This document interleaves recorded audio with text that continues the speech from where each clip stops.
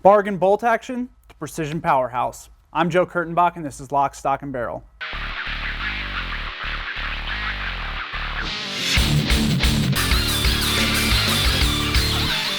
There's been somewhat of a race to the bottom when it comes to the American bolt-action market.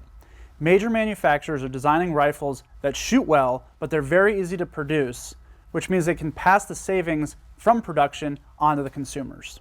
The result is a raft of long arms that can be had for less than $500, and while they may not be the prettiest guns out there, they've proved over the last few years that they can get the job done. No matter who the manufacturer is, and regardless of the caliber, most of these rifles share a few characteristics. On the whole, they're very accurate, especially given their price points.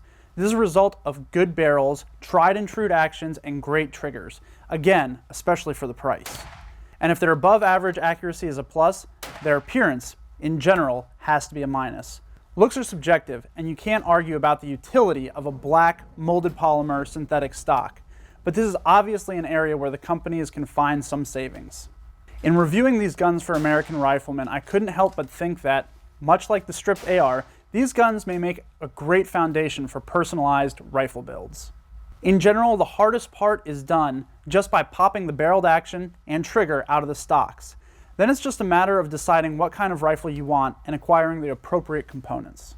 To test the theory, I've purchased my own bargain bin bolt gun, and my goal is to build a precision hunting rifle with all the characteristics I like in a field gun meant for hard use, but with the capability of shooting a ragged hole at long range.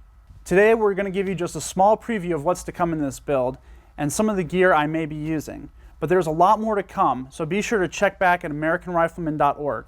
I'll be documenting the project throughout and highlighting products, tips, and techniques along the way. And you can be sure that I'll bring you the results right here at Lock, Stock, and Barrel.